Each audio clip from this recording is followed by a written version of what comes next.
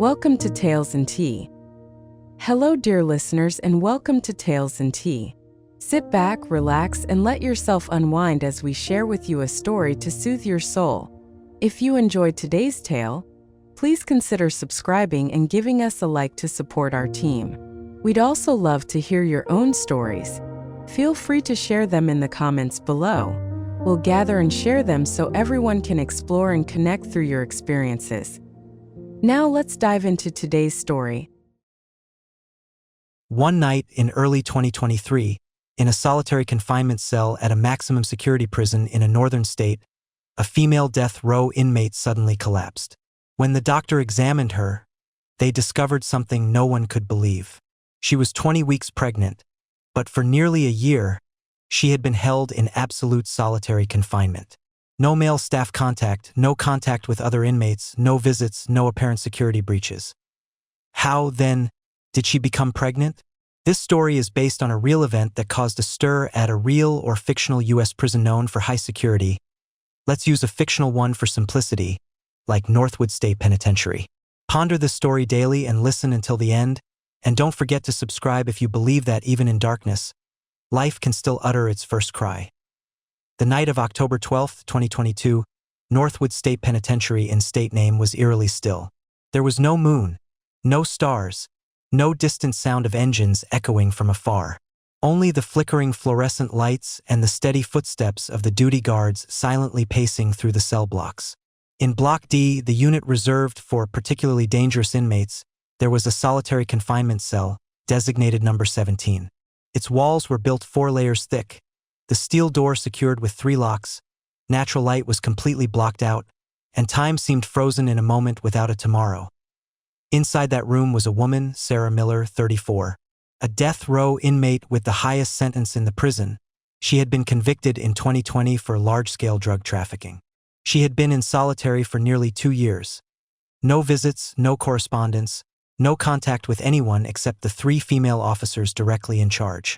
She lived quietly, spoke little, caused no trouble, showed no defiance, and displayed no signs of mental illness or behavioral disorders. Each day she received 2 standard meals on schedule, took a mandated 10-minute shower in an enclosed room monitored through a viewing port. No one had any complaints about her, but no one truly understood what she thought or how she lived in that dark space. That night, Sarah wasn't sleeping. She hadn't slept a full night since being brought to this solitary cell. She sat leaning against the wall, her head tilted slightly, a hand resting gently on her lower abdomen, a subconscious reflex. No words, no sighs, only an empty gaze as if staring through the concrete wall, through the very fate that had been pronounced upon her. At 11:46 p.m., Lieutenant Harris, the guard on duty in Block D, was performing a routine camera check when he suddenly saw Sarah stumble to her feet. She took one step, then abruptly collapsed onto the concrete floor, hitting her head hard on the corner of the concrete bed frame. Her body lay motionless, unresponsive. He immediately hit the emergency alert for medical staff and the warden. Following Level 2 protocol, 0.3 minutes later, the internal medical team arrived. They opened the 3-layered door and carefully placed Sarah on a stretcher. She was unconscious. Her right hand was still tightly clutching her abdomen. Her lips were bleeding from a deep bite mark. Her heart rate was weak, and her pulse was slow. She was rushed straight to the prison infirmary for emergency treatment. Lieutenant Dr. Adams, the night shift doctor, quickly started in 4, checked her blood pressure, and performed an ultrasound to rule out internal bleeding. As the probe touched her abdomen, he froze. The image clearly displayed on the ultrasound screen showed a stable gestational sac with a strong fetal heartbeat. The estimated gestational age was 19 to 20 weeks. He checked again, then a 3rd time.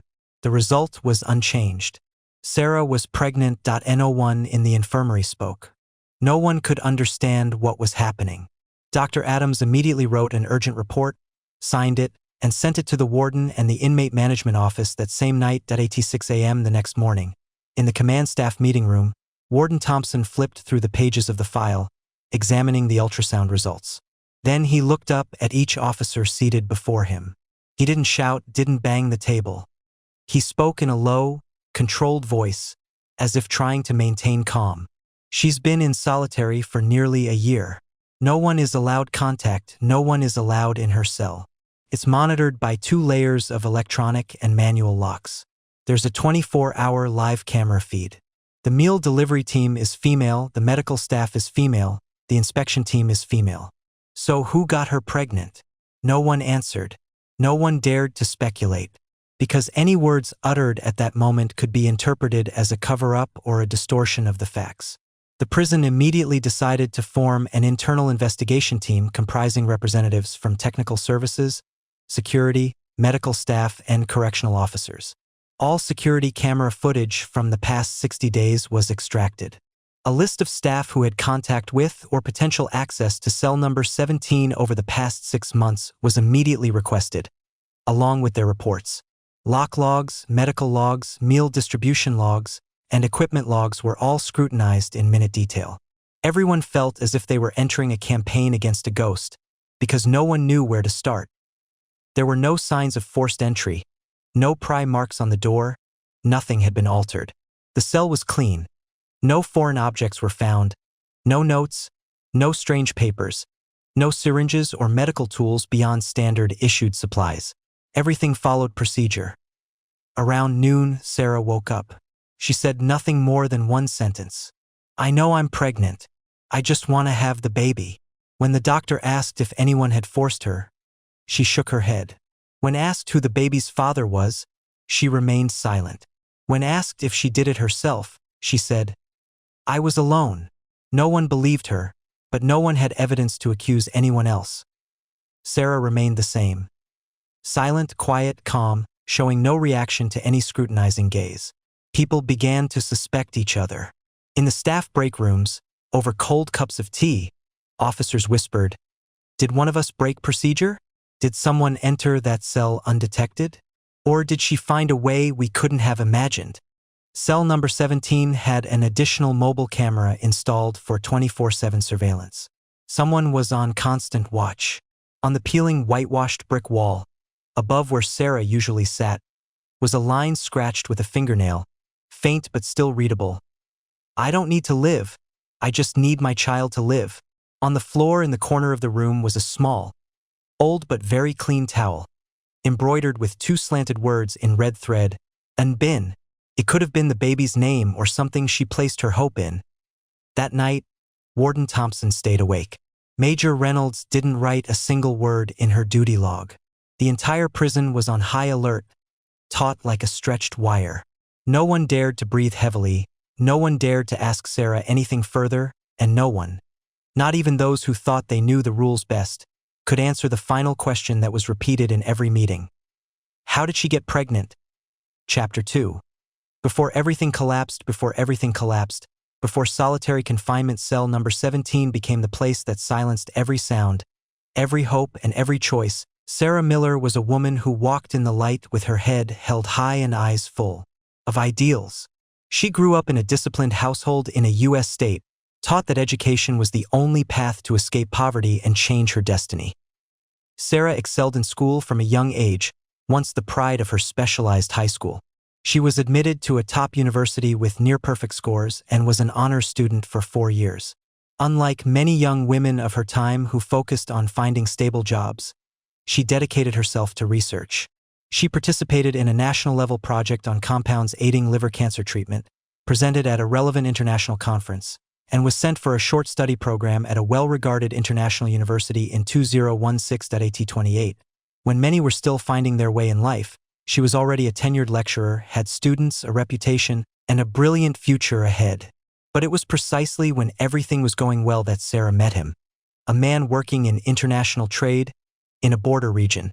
He was 7 years older than her, charismatic, well-dressed, exuding success. He often drove a pickup truck to pick her up after class or waited on campus with flowers and a smile. He captivated her, made her believe that after years of hard study, this was life's reward. They fell in love quickly, married hastily, and after just 1 year, Sarah gave up her teaching job, moving to a different city to live with her husband, citing a desire to settle down and start a family. But just 6 months after getting married, she discovered the husband she trusted was deeply in debt due to gambling and failed investments. Instead of getting angry or leaving, She chose to sell the apartment in her name in city to help pay off his debts, hoping they could start over. Life sometimes doesn't offer second chances. Her husband not only didn't start over but also disappeared. No goodbye, no trace. People said he had fled across the border, abandoning everything, including his wife and the mountain of debt. In despair, Sarah lived on the little money left from tutoring. One day, an old acquaintance approached her, offering a quick way to make money. Just travel to a neighboring country/border town, pick up a package, and carry it across the border back to a U.S. city. The fee was $3,000. A same-day trip, no risk. The goods were authentic traditional medicine. Sarah had nothing left. Her reputation and future were in ruins. She simply thought she'd try it once and then stop. On December 28, 2019, Sarah was arrested at a border crossing.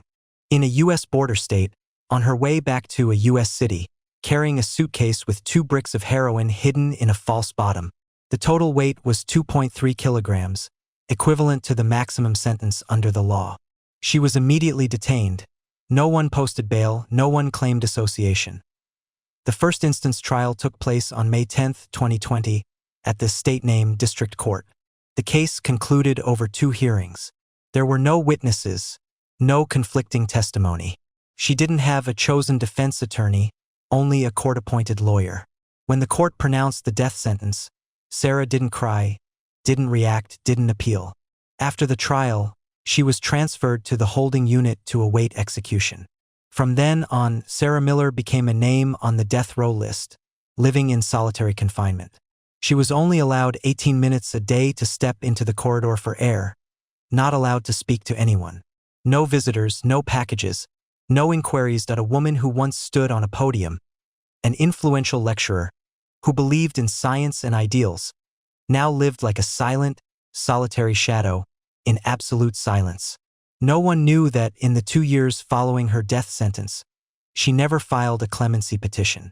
She never sent letters to her family, and she never spoke a word to the officers about her past or circumstances. People only saw her eat on schedule, clean on schedule, cause no trouble, show no reaction, as if confining herself to a form of desperate self-reflection. But that silence wasn't surrender. In silence, Sarah chose a different path, not to save herself, but to bring forth a final life as a form of atonement. A life no one knew about, no one believed could exist. A life not born into freedom, but the only hope for a woman who had lost everything. Chapter 3. The swelling in solitary immediately after the ultrasound results were confirmed accurate.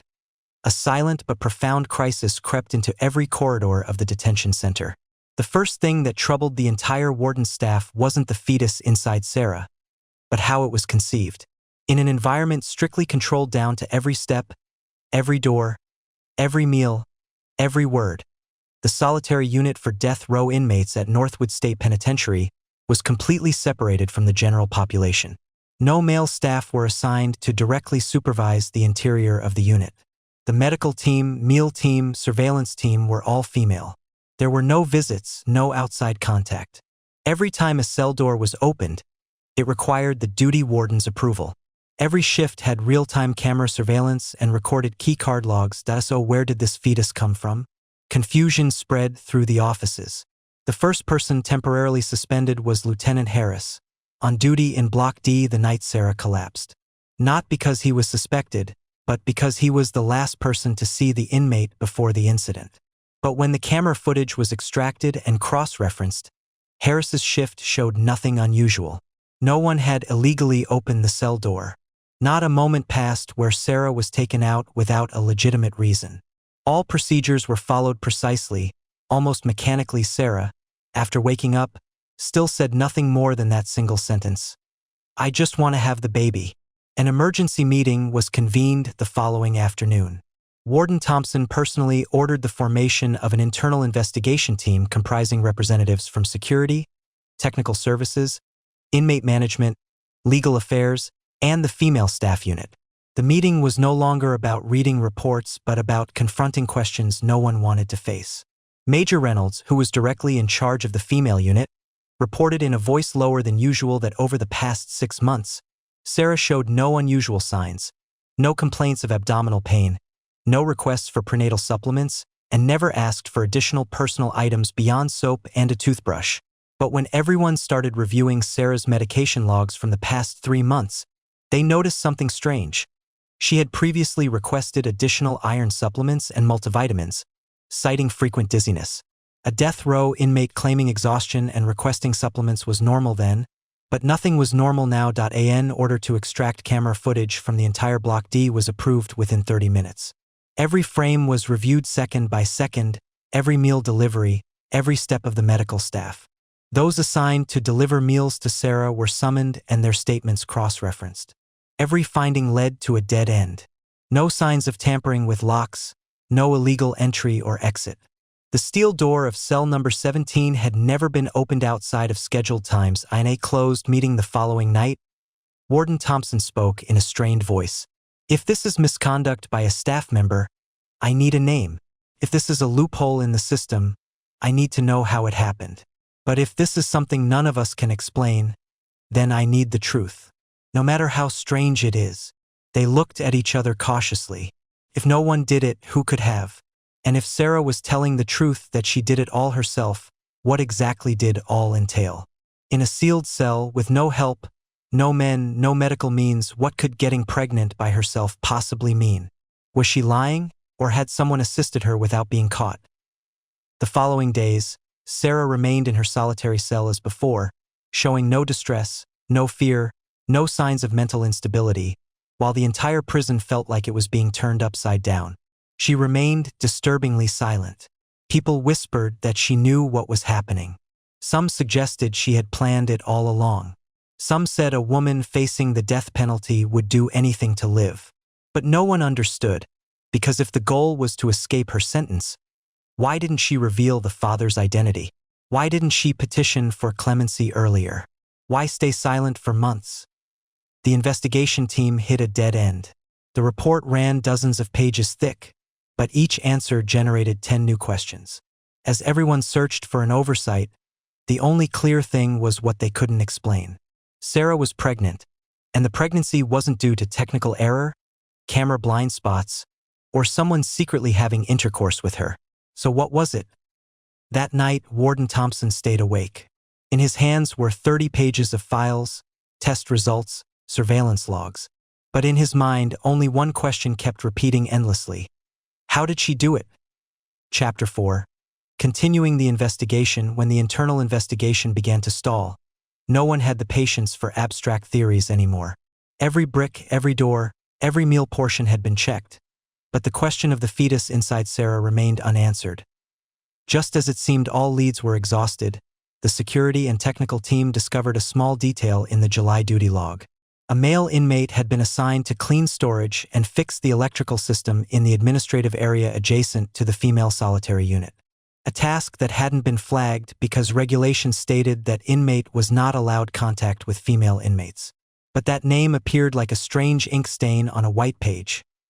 David Chun, 26, serving a 30-month sentence for aggravated assault.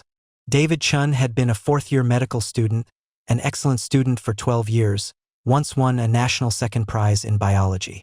His father was a military doctor who died in a flash flood rescue operation. After his father's death, his mother lost direction, and David supported his younger sister with part-time work at a hospital, tutoring, and night deliveries. One winter night, passing his sister's boarding house, he saw a drunk man dragging the girl into a dark alley. In a frenzy, David severely injured the man with a wrench from his backpack. The man survived but suffered brain damage. David was convicted with no mitigating circumstances, no private attorney, only a 30-month sentence and the words hot-tempered in his file. Since entering prison, David had been a quiet inmate, a fast learner, well-behaved, never causing conflict. Due to his medical and technical knowledge, he was assigned to the public works team, assisting staff with electrical repairs, carrying supplies, and cleaning storage areas. In July, the administrative area and equipment storage near the female unit experienced an electrical short. David was chosen to assist the technician in cleaning the electrical system. At that time, Sarah was in the early stages of pregnancy, but no one realized it until the incident came to light in October. David Chun was summoned to the office. He walked in, unable to hide his weariness, dark circles under his eyes, short hair, standard inmate uniform, back slightly hunched from days of cleaning the storage. When asked, "During your assistance with electrical repairs near the female unit, did you have contact with any female inmates?"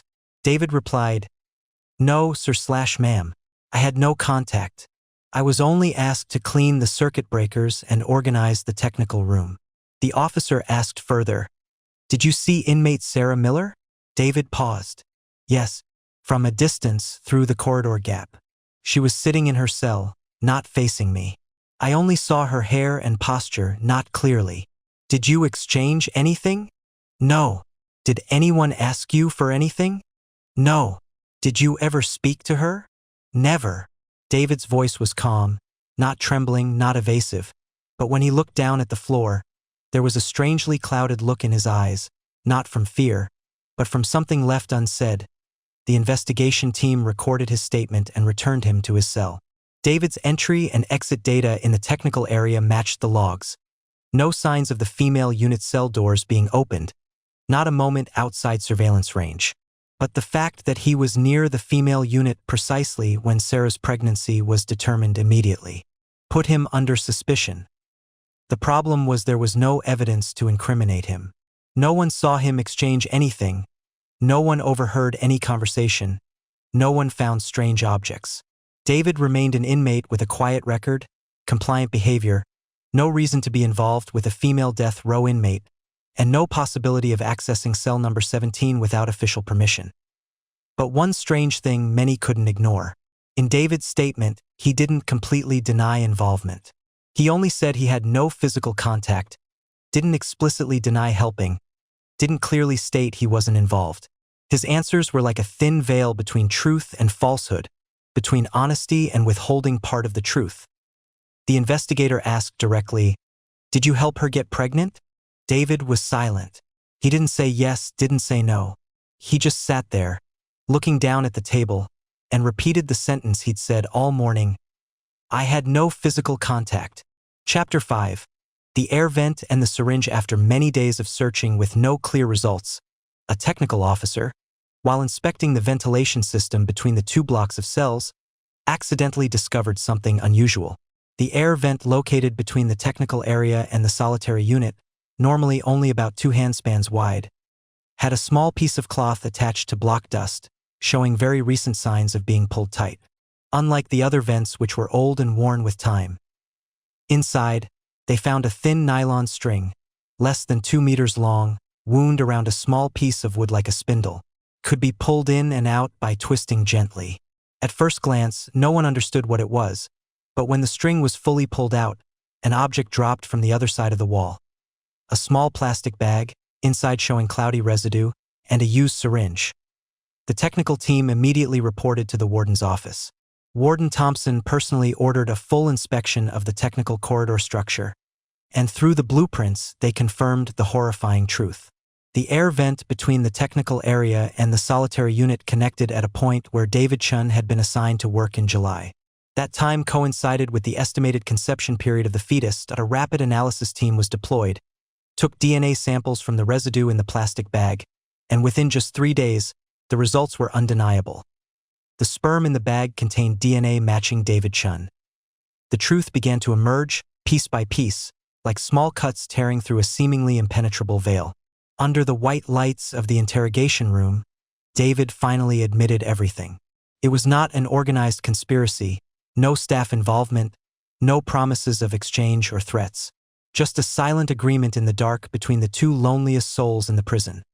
One person counting down the days to death, the other living in guilt for failing to protect his sister. David recounted it in a monotone voice as if reciting a lesson. When assigned to clean storage near the technical area, he had coincidentally heard Sarah coughing at night, a faint sound echoing from the other side of the wall. At first, it was a piece of paper folded into a diamond shape slid through the air vent, like a foolish game. Then came small, incomplete sentences, written with a fingernail on a cigarette pack wrapper. "I don't want to live. I only want a child." The following nights, without anyone teaching them, They began finding ways to communicate. No voices, no seeing each other, just the feeling that another person was still there, even though neither was allowed to exist in the other's world. Then one night, Sarah sent a final note containing one sentence. "If I could ask for one thing before I die, I want to be a mother just once." David didn't reply, but 2 nights later, he sent a sealed plastic bag through the air vent, containing sperm collected each night after roll call, hidden in the plastic wrap, along with a syringe taken from the infirmary during a cleaning of the old medical supply storage. And no one helped. No one knew. It all happened silently in the night, in fear, in a despair that outsiders couldn't possibly understand. Sarah had injected the sperm into herself using the syringe, with no medical assistance, no clinical technique, no one to guide her, just instinct and faith. She did this every night for nearly a week, knowing the chances of success were very low, but she did it consistently, not hoping for salvation, not hoping for pity, because she had nothing left to lose, and because the child was the last way for her to feel her death wouldn't be meaningless. When the truth was revealed, no one in the investigation team said anything further. A heavy silence fell over the interrogation room. No one knew whether to be angry, sympathetic, or frightened by an act that seemed insane yet was so profoundly human. Warden Thompson, after nearly a minute of silence, spoke softly. "Did you know doing that was against the law?" David replied, "Yes." The warden's voice hardened. "Why did you do it anyway?" He looked down at the table and replied quietly, "Because she wanted to have a child, and I've never helped anyone live before." Chapter 6. A gift for the Reaper. No one in the prison understood why someone like David Chun, a young inmate, a former medical student, who had never violated regulations, would involve himself in something that neither reason nor law could tolerate. But when his full confession was transcribed, the reason became clear without evasion, without excuses, without embellishment. Simply because David had seen something in Sarah that no court sentence mentioned. A woman living by reason, not the instinct of guilt that in a brief exchange, not in front of officers but also not recorded, David whispered to the medical staff when asked why he agreed. "Because she's not like other inmates. She doesn't ask for better food, doesn't ask for visits, doesn't try to get close to officers, doesn't play games for pity. She lives as if she knows she's going to die, but still holds on to something pure." Some sneered, thinking it was an excuse for madness. But someone like Major Reynolds, upon reading those words in the report, quietly folded it without saying anything further. Sarah had never asked anyone for anything. No reduction in sentence, no transfer to a different cell, no sleeping pills. The only thing she ever initiated was a scrap of paper sent through the air vent with a line of messy handwriting. Unclear if it was a question or a dying wish. "If I could ask for one thing before I die, I want to be a mother, just once." That sentence had no period, no proper grammar. It wasn't a plan. It was a desire. The final instinct of a woman who once believed her body could still produce something untainted by sin. When David asked her back, just with a tiny note the size of a palm, "Do you want to live?" Sarah replied, "I don't want to live, but I want to give birth to this child to know I was once a mother. Not to escape the death sentence, not to bargain my sentence, not with any hope of a new life, not seeking pity." She knew the law didn't permit executing a death sentence on a person raising a child under 36 months old. She also knew that being pregnant would temporarily stay her execution. But Sarah never wrote a single petition for clemency, never asked a lawyer for intervention, never uttered a word of plea to any officer in the prison. She chose to get pregnant in silence, to carry the child within her in silence like a second heart. Not showing off, not speaking of it, not asking for care, just living day by day, beat by beat, until the child was discovered. When the investigation team asked directly, "Did you know this act is illegal?" she nodded. They asked further, "Did you do this to escape the death penalty?" She shook her head. "No, I'm not escaping. I'm not afraid of death. I just didn't want to take this death with me without leaving something good behind." The interrogator was speechless. She spoke slowly, clearly, in a voice that couldn't be mistaken. "I have been a daughter, a wife, a student, but I have never been a mother. If I can die after giving birth to this child, I will accept it willingly." When David was asked again why he chose to help her, he answered without hesitation. Because that was the only thing keeping her alive. She wasn't asking to live for herself. She was just asking to give life. That answer didn't lessen his crime, nor did it reduce his responsibility, but it made everyone involved in the investigation look at themselves, realizing that sometimes a person who commits a crime isn't entirely evil, that even in the darkest place, some still try to hold onto a little light, even knowing they will never be saved. Chapter 7. The letter written in darkness on a night in early winter, when the entire block was dark, and all eyes were focused on the interrogation room, in cell #17. Sarah Miller quietly wrote a letter in small, careful handwriting, as if each character was the last lifeline she could control. The paper was taken from an old medicine box wrapper. The words were written with a broken pencil lead she had picked up during the cleaning session the day before. She didn't ask for paper, didn't ask for ink. She didn't want anyone to know she was writing. The letter wasn't addressed to the court, nor to her family. It was sent only with a single, brief name written on the edge of the paper. For Major Reynolds. Major Reynolds was the first woman to read the letter after it was handed to her by the duty nurse, who found Sarah hiding it in the old towel, tucked beside her uneaten meal tray. Major Reynolds didn't rush to read it. She took the letter, looked at the name written on the outside, then turned and went back to her duty room. She locked the door, sat down at the desk, turned off the overhead light, leaving only the soft yellow desk lamp on in that small room, where for over a decade she had written countless violation reports and internal memos.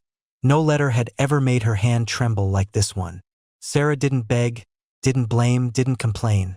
She wrote as if speaking, each sentence short, fragmented, without embellishment, without anger. She wrote about the sleepless nights lying in the dark, hearing the footsteps of the guard passing by like the slow ebb of life itself. She wrote about the feeling of someone waiting to die, but suddenly realizing her body still held a lifeline, small, fragile, but truly existing. She didn't explain why she did it. She only wrote, I know the law, I know I was wrong, but I also know I have never been a mother. I am not asking to live.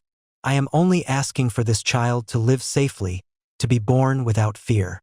In one part, her hand trembled, the handwriting leaning to the right as if distorted by emotion. If possible, I wish to give birth under clean medical conditions. I don't expect to hold my child long. I just ask to see its eyes open, just once. Major Reynolds stopped reading there. Her eyes paused at the line written with ink darker than usual, where Sarah had used a piece of lead about to break. Major Reynolds, I don't know your first name or how old you are, but I feel you are someone who has been a mother.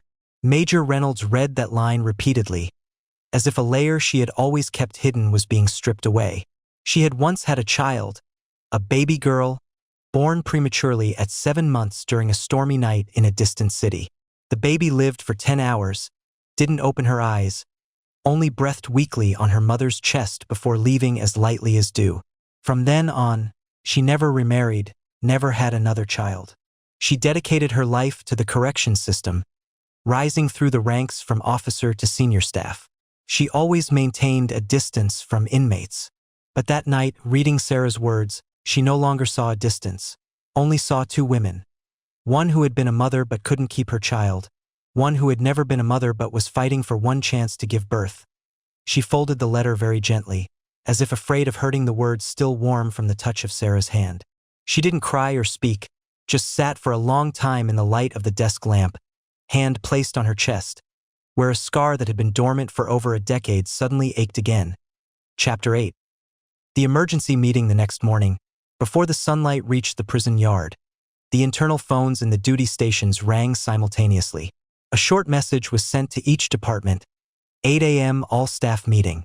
Mandatory. No one asked for the reason. Everyone knew what was happening.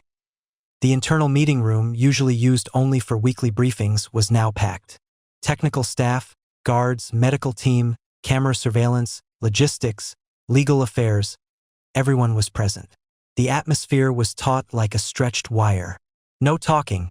No one took their eyes off the main meeting table, where Warden Thompson sat, arms crossed, face hard as steel. On the table was a thick red-covered file, clearly labeled, Preliminary Summary, the case of Sarah Miller's pregnancy in solitary confinement. Warden Thompson didn't open the file. He didn't need to. He had read it since midnight. Now he only wanted one thing: accountability. He tapped lightly on the table. His gaze swept over everyone. I don't care about personal feelings. I only care about protocol. A death row inmate in solitary confinement under special protocol. No contact, no visits, no movement, is pregnant. That is a breach. Where did that breach occur? Who is responsible? The entire room was silent, save for the slow turning of the ceiling fan, its rhythmic clatter like a countdown clock. He continued, I'm not saying she is wrong. I'm saying we are wrong. We allowed this to happen within a system everyone believed was airtight. So now, either someone assisted her, or this entire system has a problem. No one dared to look him in the eye. A few younger officers lowered their heads. The logistics team members gripped their hands together. The medical team members stared at each other, unblinking. Each person thought about the possibility of being suspected. Each asked themselves where they might have overlooked something. Just then, Major Reynolds stood up without asking permission. Without waiting to be called upon, she gently placed a folded piece of paper on the warden's desk. Sarah's handwritten letter, carefully protected in a plastic sleeve. She didn't say much, just one sentence. I don't deny she broke regulations, but I don't believe this was a calculated plan to escape her sentence. Everyone in the room turned to look at her. She continued, her voice calm and steady as if reading a report. Yet there was something very soft in every word. I have read her letter. Not a single line asks to live. Not a single word assigns blame. She only asks to give birth to this child safely, not to save her life, but to be a mother, even if only for a moment. Warden Thompson sat up straighter. He neither nodded nor shook his head. He looked at Major Reynolds for a long time before asking, So you think this is a minor matter? She replied without a trace of hesitation. I think this is no longer a matter of minor or major. It's a matter between the law and the human heart. A silent wave swept through the room. No one applauded. No one objected. But no one said anything further, because what needed to be said was already clear. A mother who had lost a child and a woman about to die were trying to bring a child into the world. Perhaps they didn't live in the same world, but they understood each other in a way the rules could not explain. The meeting ended after nearly 2 hours. No disciplinary actions were taken immediately, but a petition was drafted, proposing that Sarah be allowed to give birth under full medical supervision, with special monitoring. The petition wasn't signed by a single individual but by the entire correctional staff, an unprecedented decision in the past decade. Chapter 9. Labor in the rain. May 3, 2023. It had been raining heavily in State Name since dawn. Gusts of wind swept through the prison corridors, whistling through the steel shutters like stretched steel wires in the air. The sky was a dull gray, and the rain beat down on the metal roof in chaotic rhythms. Inside Block D, no one expected something to be happening. Silently yet intensely, in cell #17 around 4 a.m., a female guard on her shift heard a strange sound from inside. It wasn't a banging on the door, wasn't a call for help, but a series of ragged breaths, soft moans that were quickly stifled, as if someone was trying to suppress pain with every ounce of willpower left. Sarah was lying on her side, clutching her abdomen, drenched in sweat despite the cold. She didn't call out. She just reached her hand towards the door, touching the steel floor gently as if silently pleading for help. She was rushed to the prison infirmary, while the heavy rain outside made movement difficult. Power in the prison flickered continuously because a nearby transformer had been hit by lightning. The backup system activated, but the lights still pulsed erratically. Lieutenant Dr. Adams, the duty doctor, arrived immediately after receiving the notification. He knew right away this was early labor. The baby wasn't full term, but they couldn't wait. The command staff contacted hospitals outside the prison, but travel time in the rain and wind, coupled with security protocols, made any external transfer calculations meaningless. Finally, there was only one option: deliver at the prison. Sarah didn't utter a single cry. She closed her eyes, clenched her lips, her hands gripping the edge of the stretcher. Her small body curled up in contractions that seemed to tear through her insides. There was no husband, no family, no eyes looking at her as a normal woman in labor. There was only a military doctor, an elderly female nurse, a cold stainless steel bed, and the sound of wind and rain howling outside the harsh prison walls in that moment. No one saw her as a death row inmate. No one remembered her crime. Only a woman pouring out all her strength to give birth to a tiny life, the only gift she had enough time left to give to the world. The delivery lasted over an hour without anesthesia, without mechanical assistance, only clasped hands, encouraging eyes, and rapid breathing. And then, amidst the unceasing sound of rain, the first cry rang out, piercing the thick clouds that had covered the mother's life for so many years. A baby girl, weighing 2.7 kilograms, approximately 6 pounds, eyes closed, tiny hands clenched, warm pink skin. Dr. Adams placed the baby on Sarah's chest. She didn't cry, just smiled gently. But it was the first genuine smile since she had entered this place. Outside, the rain still hadn't stopped. But in the small room of the prison, once an old infirmary, a child was just born without flowers, without family, without a naming ceremony. But with enough of one thing that not everyone is given. A mother who brought her into the world with all the courage of someone who had nothing left to lose. Chapter 10. Law and life immediately after the birth. While the baby's first cries still lingered in the damp corridors of the prison, the command staff sent special reports to the State Department of Corrections and the state prosecutor's office. A child born to a death row inmate was a situation no one had anticipated. But the law was not ambiguous. According to the relevant state or federal law, a woman on death row is not subject to execution if she is caring for a child under a specific age, often 3 or 4 years old. No petition needed, no argument required. That regulation was clearly written in black letters on white paper, like a fragile but deeply humane boundary that the law reserved for lives yet to know their origin. A week after the birth, a clemency panel arrived at the prison to review Sarah's case. The meetings proceeded quickly. Medical records confirmed mother and baby were healthy. DNA verification confirmed the biological relationship. No one objected, no one questioned, and no one presented any aggravating circumstances. The death sentence was officially commuted to life imprisonment. When the legal affairs officer delivered the decision, Sarah showed no obvious reaction. She didn't shed tears, didn't sigh in relief. She just held her baby closer, her hand gently stroking the fine hair that had just begun to grow. The baby slept soundly in her mother's arms, unaware that she had just become the reason for someone to live longer, not for herself, but for the child. Although her sentence was commuted, due to the special nature of the case and the attention within the correctional system, Sarah remained in a separate cell under special supervision, with adjustments made for caring for the infant.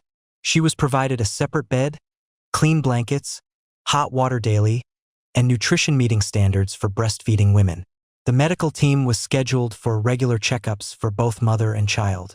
She was allowed to carry the baby out to the corridor each morning for 15 minutes of sunlight under the supervision of a female officer. No phone. No letters, no outside visits.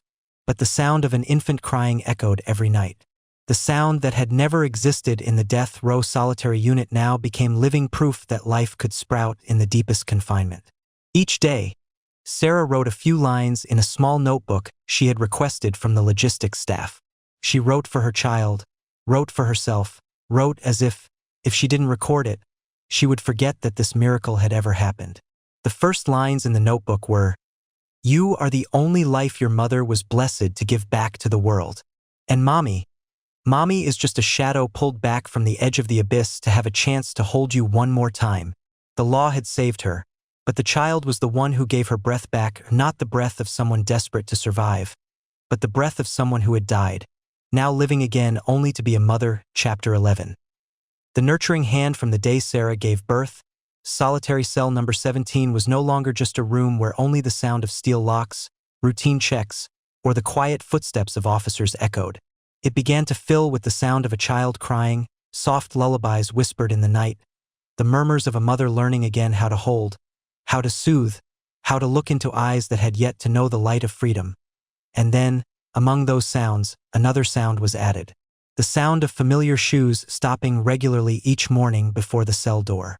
Major Reynolds, the woman who had folded Sarah's letter with trembling hands, was now the one who regularly entered that room each day, carrying a thermos of hot water, a small bag of supplies, and a gentle presence she had never thought she would offer to any inmate during her over 15 years as a correctional officer. First, she cited the need for medical support, for monitoring the child's development. But after a few weeks, when Sarah had recovered, everyone understood that she no longer came for duty. She came for something larger than protocol, deeper than rank. Some days she would sit down on the concrete floor, pick up the baby girl, and gently pat her back to burp her. Some days she brought an old handkerchief she had used for her own daughter years ago, kept for over a decade as a memento. She never called Sarah's name in the tone of a superior. She called her softly, just loud enough to hear. "Sarah, let me hold her for a bit. She's fussy." Between them, there was no longer officer and inmate, no longer captor and captive, but two women, two mothers, one who had lost a child in her arms before she could even name her, one who had just given life in the ultimate circumstances of fate. No one needed to mention records, sentences, or crimes anymore. The old, peeling cell became a brief sanctuary for maternal love, something even chains could not forbid. The child was named John. No birth certificate, no official identification number yet, but she was called by that name. From Sarah's voice, repeating it each time she soothed the baby to sleep. "You are Hugh because Mommy owes a debt to your grandparents she couldn't repay. You are and because Mommy gave birth to you hoping for nothing but a peaceful life." That name was later written by the logistics officer on a small piece of paper, laminated and frank above the bed as a silent acknowledgement that this child existed in the world in her own way, in her own space, but not invisibly. No one knew when the bond between Sarah and Major Reynolds formed. They only knew that on cold days, the Major often brought the mother and child a new blanket. On rainy nights, she would come in earlier than her shift just to check if the roof was leaking. And once, when baby John had a slight fever, it was Major Reynolds who stayed all night in the infirmary, sitting by the small bed, hand on the baby's forehead, while Sarah slept from exhaustion. In a place where people once thought only discipline existed, there was a hand extended, not out of duty, not for a performance review, but from the heart of someone who had been a mother, now being a mother again in a very different way. Chapter 12. Farewell to the Silent Father. The day David Chen's sentence reduction was announced, the prison did not hold a ceremony or a formal handover like for inmates with exceptionally good behavior, but his name was clearly written on the posted list. David Chen, inmate, Block C, original sentence 30 months, reduced by 4 months for good behavior, expected release in early April. No one objected, no one was surprised. For 2 years he had been quiet, spoke little, worked hard, violated no regulations, made no requests or complaints. Only, from the day the truth about his involvement with Sarah was revealed, everyone looked at him differently, not with contempt, not entirely with sympathy, but with a look that was both respectful and undefinable, reserved for someone who dared to do something beyond all conventional thought. On his last day before leaving the prison, David was allowed to walk through the technical corridor, the place that had led his life in a completely different direction. He didn't ask to stop, but he didn't rush either. As he passed the female unit, his eyes caught a door left slightly ajar. It wasn't a cell, but the infirmary, where Sarah and baby John were temporarily staying for routine health checks. Through the open glass pane of the window, he saw Sarah sitting on the edge of the bed, baby John nestled in her lap, sleeping soundly, the baby's tiny hand holding one of her mother's fingers. David didn't knock or call out. He just stood there in silence for a few seconds, long enough to engrave that image into his memory. An image he would probably never forget for the rest of his life. When Sarah's eyes suddenly looked up and met his, neither of them showed any expression. There was only a very slight nod from Sarah. Not a greeting, not a thank you, certainly not an apology, but a nod as if to say, "We have reached the end of the road we needed to travel. No more words are necessary." David lowered his head and didn't look back. He turned and walked away, his step steady, neither fast nor slow. The prison gate was open. The sun was light that day. He walked through it like many others who had left the prison. The only difference was that a part of his own flesh and blood remained behind him, in the form of a baby who had never called him father. No one recorded that farewell. No one knew exactly what was left unsaid. Only one person stood in the infirmary room, holding her child close to her heart, gently patting the small girl's back and breathing out very softly, like a silent goodbye. Chapter 13. The child is not guilty. 3 years after baby John was born in the rain of early February, the old infirmary room at Northwood State Penitentiary was still there.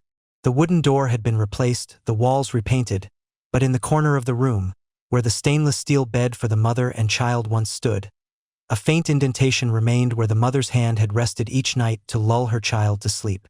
Young guards rotated shifts, but only a few knew that this room had once been the beginning of a life not born from perfect love, but kept alive by an unyielding determination. John was now over 3 years old. She was bright, with clear eyes, cried little, and particularly loved to smile when she saw sunlight. In the small yard of the special care unit, an experienced officer once quietly remarked that this child didn't seem like she was born in prison. She had the eyes of someone born of hope. For 3 years, Sarah was allowed to raise her daughter under strict supervision but with full medical care and nutrition. Each day she wrote in her journal, line by line, recording what the baby liked to eat, how she liked to sleep, the first time she called mommy, the first time she walked on her own, the first time she fell without crying. No one forced her to write, but she did it as a way to prove that she was no longer just someone confined by her mistakes. She was a mother, and she had lived for her child. But then one day, Sarah herself initiated a request. She asked that her daughter be allowed to leave the prison.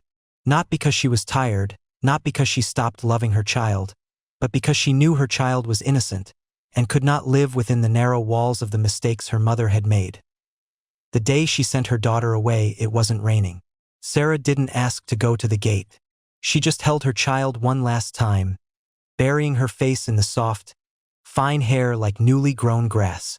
The little girl laughed, unaware she was about to leave her mother, unaware who her mother was in the pages of the records. She just reached up, touched Sarah's cheek, and whispered, "Mommy, I like blue." Sarah nodded, pressing her lips together until they bled.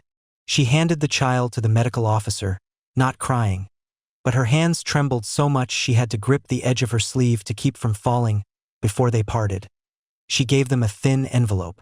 There was no money inside, no gift, just a single photograph, the first time the two of them had been photographed together in the old infirmary room, and a notebook nearly 80 pages thick. The first page read, "To my daughter, John, you are the most beautiful thing Mommy ever did. If one day you read this journal, know that Mommy lived for you, not to be forgiven, but to keep a little light in the darkest part of my life." The car door closed. Baby John looked back, too young to understand that behind that window was the woman who had given her entire life for the child's existence. And Sarah stood silently in the corridor of Block D, no longer death row, no longer waiting for clemency. She was just a mother who had sent her child into the wide world and confined herself again, staying in a place where there was no more crying, no more warmth, only a nameless longing. Chapter 14. A nameless home. The house was located on the outskirts of a town, over 60 miles from the prison, nestled in a small garden with bougainvillea vines on the porch. Little chickens ran around, and wind chimes frank from the eaves tinkled whenever a breeze passed through. The locals were used to calling the place Ms. Lily's home for children. But Ms. Lily had never put up a sign, never registered as a charity center, never created a website to ask for donations. She simply took in children no one claimed, no one accepted, and raised them on her modest retirement pension and voluntary help from a few old friends, people who understood that some bonds don't need papers to become family. Baby John arrived there on a morning in March when the local flowery cherry blossoms were just starting to bloom, before the cicadas began their summer song. The child was handed directly to Ms. Lily, accompanied only by a support officer from a nonprofit group. In her hands was the old notebook and the small photo. Ms. Lily didn't ask about the past, only asked one question, "Does the child have a name yet?" The officer nodded. "Her name is John." Ms. Lily smiled and nodded. "Peaceful is enough." From that day on, John had a home, not big, not luxurious, but enough for 3 other children to share toys, for a hammock Frank on the porch, for afternoons spent dozing by the fan while Ms. Lily read aloud, and for evenings listening to fairy tales in a slow, gentle voice like a lullaby. No one mentioned the prison. No one asked who the child's parents were. Everyone just knew the little girl was very well behaved, cried little, liked to draw in green crayon, and whenever someone soothed her by saying, "Mommy loves you," she would nod very slightly as if she had heard it before. In a place far away, Sarah's journal was carefully stored in a drawer by Ms. Lily. She didn't give it to John right away. Ms. Lily told herself that when John was old enough, when she began to ask questions, when she wasn't afraid of things that had never happened to her, she would open that journal, page by page, and read it to her. Not to dwell on the past, but so the child would know she was born into adversity, but not as a burden, but as the only light left in a life that seemed destined for only darkness. And so, as is natural, John grew up in that garden. No one called her an orphan, nor did anyone call Ms. Lily a foster mother. They simply lived together, loved each other with a feeling that needed no name. Once, someone visiting jokingly asked, "Are you starting a children's center?" Ms. Lily laughed, pointing to the garden. "No, this is just a nameless home, but it's enough for children no one claimed to stay and not feel unwanted." Chapter 15. When a mother smiles silently, time in prison doesn't flow like time outside. Here, seasons aren't counted by months, but by the changing of the guard posts, by the number of shift changes, by how many times the type of plant or feature in the yard blooms. Since John left the prison, solitary cell number 17 returned to its former state, empty, silent. But those who passed it knew that it was no longer just a room for a death row inmate.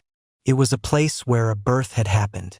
Not just the birth of a baby, but the rebirth of a human soul that had died, brought back to life to be a mother. Sarah lived there, serving her life sentence.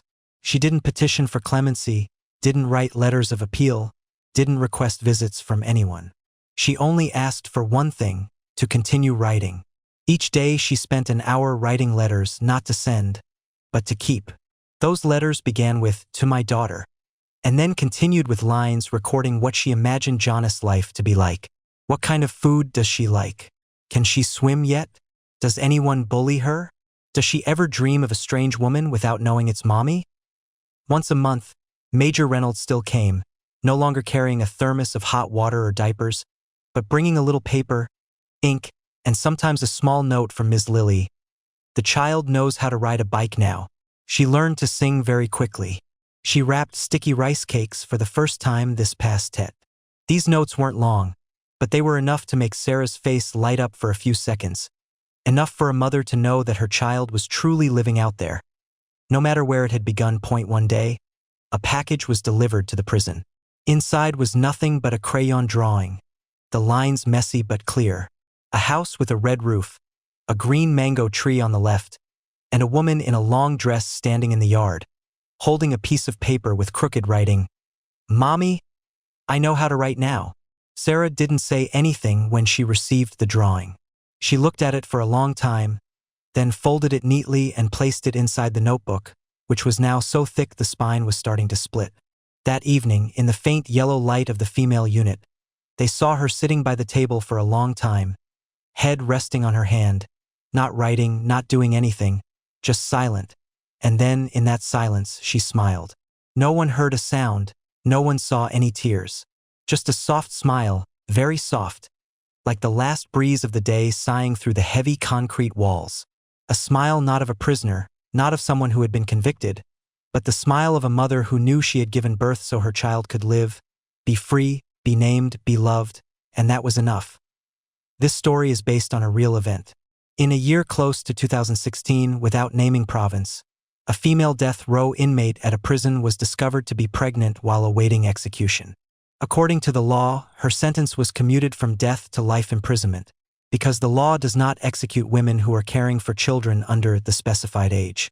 From this event, we tell this story not to shock, nor to judge. We write this story as a reminder.